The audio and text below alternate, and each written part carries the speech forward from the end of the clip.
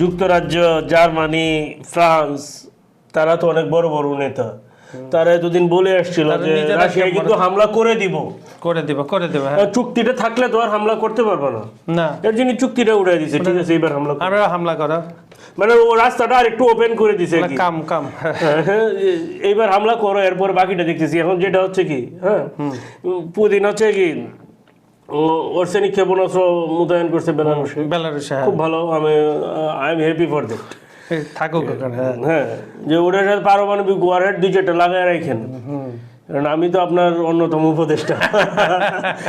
তো যেটা হচ্ছে কি ওয়ারহেড 2-4টা লাগায় রাখেন, কারণ হচ্ছে কি যে দিক দিয়ে মারবেন ওই দিক দিয়ে শেষ করে দিবেন, ওই কিছু থাকার দরকার নেই। থাকলে এরা ফ্যাসা বেশি আগে খাইবেন হচ্ছে যেগুলো হচ্ছে যে ওই যে শয়তানগুলারে। এখন আমি আমার পিঠ বাঁচাবো না, আমি কি আমার দেশ ধ্বংস করে দিব? কখনোই না। যেটা হচ্ছে ঠিক আছে, কিন্তু যেটা হচ্ছে কি ন্যাটোর উচ্চাকাঙ্ক্ষা এবং যেটা হচ্ছে যে হ্যাঁ ইউক্রেনকে দিয়ে সে স্বার্থটা উদ্ধার করে। এইটা হচ্ছে যে নেটো করছে, বিষয়টা এরকম না। এইটা হচ্ছে ইউরোপীয় নেতারা করছে, পশ্চিমা নেতারা কি করছে যে ইউক্রেনকে ব্যবহার করছে, আপনি ব্যবহার করেছে। জাস্ট খোলাখুলি বলে দেন, কোনো সমস্যা নাই। এই যে এখন রাশিয়া বলছে যে রাশিয়ার সম্পদ চুরি করেছে, কথা তো সত্য, হাত তো দিতে পারে না, হাত তো জ্বলে গেছে। মার্কিন প্রেসিডেন্টই বলে দিয়েছে হাত দেওয়া যাবে না। এইবার তুমি বুঝো তুমি কার সাথে পরে নিজেদের পকেট থেকে কিছু টাকা দিয়েছে। আপনি যদি সত্য কথা বলতে চান, ট্রাম্প কিন্তু যুদ্ধ থামাতে চাইছে। অবশ্যই, কারণটা হচ্ছে কি সে আমার লোক না, আমি তার ফ্যান।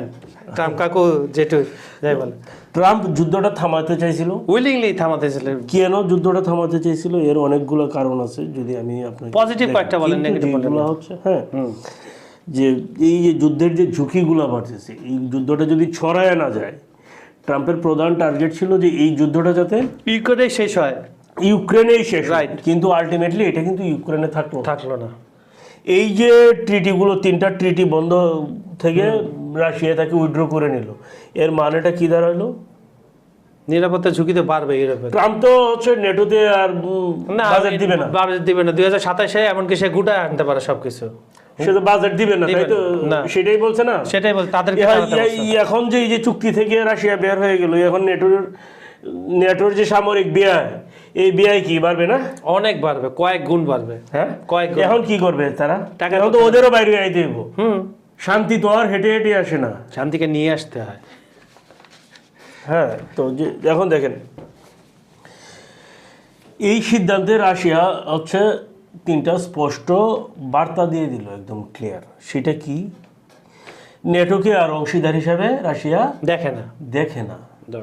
ফলে যেটা হচ্ছে কি, হ্যাঁ, ভবিষ্যৎ নিরাপত্তা ভাবনা এখন ইউরোপের পরিবর্তে হচ্ছে রাশিয়া কাকে গুরুত্ব দেয়? চীন, ইরান, গ্লোবাল সাউথ, হ্যাঁ, এইগুলোকে গুরুত্ব দেয়। ফলে যেটা হচ্ছে কি যে হ্যাঁ, সেই আগুন এখনো জ্বলছে, ভবিষ্যতেও জ্বলবে, অর্থাৎ সংঘাত দীর্ঘমেয়াদী হবে। ঠিক আছে, ফলে এখন বুঝেন আপনারা কি করবেন। শুনেন, কত হচ্ছে কি যত গভীর হয় ব্যথা তত বাড়ে, রোগটা তত ছড়ায়। তো ধরেন আপনি এই যে বললেন যে যুক্তরাষ্ট্র কি বলছে, ইউরোপের পাওয়ার কোথায়? কোন জায়গাটায়? ইউরোপের পাওয়ার হচ্ছে নেটোতে, তাই তো? তাদের সামরিক জোট যেটা। তাও যুক্তরাষ্ট্র কি বলছে? নেটো কি কোনো ভূমিকা রাখতে পারতেছে ইউক্রেন যুদ্ধে ওই রকম ভাবে? না, 2-4টা খালি প্লেন পাঠায়। যে কাজগুলো হচ্ছে সেগুলো কি? যে কাজগুলো হচ্ছে সেগুলো হচ্ছে যে ইউরোপ, হ্যাঁ, বাণিজ্য করে নিচ্ছে ইউক্রেনে, একদম সোজা। এই যে সর্বশেষও যে 90 বিলিয়ন ইউরো দেওয়া হচ্ছে, এইটা হচ্ছে যখন রাশিয়া যুদ্ধের ক্ষতিপূরণ দিবে, তখন ওই ক্ষতিপূরণের টাকা দিয়ে এই ঋণ পরিশোধ করবে বিনা সুদে। রাশিয়া কি বলছে এই টাকা তারা দিবে? এই যে নেটোর মধ্যে তো অলরেডি দ্বিধা বিভক্ত, অবশ্যই। এখন কি হচ্ছে, পার্ট হয়ে গেছে। হ্যাঁ, এখন যুক্তরাষ্ট্র কি বলছে নেটো নিয়ে? এ তো আলটিমেটামও দিছে তারা, তোমরা নিজেরা নেতৃত্ব দাও, নেতৃত্ব তৈরি করো, নাটকের নেতৃত্ব দেওয়ার জন্য, এবং 2027 সাল নাগাদ আমেরিকা আস্তে আস্তে বের হয়ে আসবে, একটা টাইম ফ্রেম অলরেডি। তাহলে কি প্রশ্নটা কি দাঁড়ায়? প্রশ্ন তো ইউরোপকে, ন্যাটোর খরচ চালাতে হবে, পুরা ইউক্রেনের যুদ্ধের খরচ চালাতে হবে। এই এখন যদি নেটো যদি পুরো খরচ চালায়, যুক্তরাষ্ট্র যদি ইয়ে না দেয়, তাহলে কি হবে? তাহলে কি আর হবে? পুতিন যে বসে থাকবে ক্রেমলিনে। নেটো যুক্তরাষ্ট্রের জন্য হচ্ছে কি শক্তি গুণিতক। রাইট, শব্দটা কি বলছি আপনি বুঝতে পারবেন? গুণিতক, শক্তি গুণিতক। শক্তি গুণিতক মানে কি?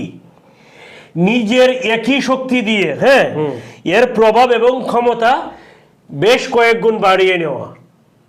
তাদের সাথে আমি একটা টপিক ইউজ করছি, সেটা হচ্ছে শক্তি গুণিতক। তাহলে দেখেন, যদি নেটো থেকে যদি আমেরিকা যুক্তরাষ্ট্র বেরিয়ে যায়, তাহলে কি এই শক্তি গুণিতক কাজ করবে না? তার মানে তো বিষয়টা একটা পাওয়ার হাউসের মতো, রাইট? পাওয়ার হাউস থেকে আপনি যখন বের হয়ে যাবেন, তখন তো ওই পাওয়ারটা আপনি পাবেন না। তাহলে দেখেন, ইউরোপে যুক্তরাষ্ট্রের যে সামরিক প্রভাব বা রাজনৈতিক প্রভাব, এই জিনিসগুলো ডেফিনেটলি কমে যাবে। রাইট, যদি কমে যায়, হ্যাঁ, তাহলে কি নিরাপত্তার যে দায়িত্ব, এটা কেন? কারণ হচ্ছে কি, দেশে ৭৫টা দেশে যুক্তরাষ্ট্রের ৭৫০-র বেশি ঘাঁটি আছে।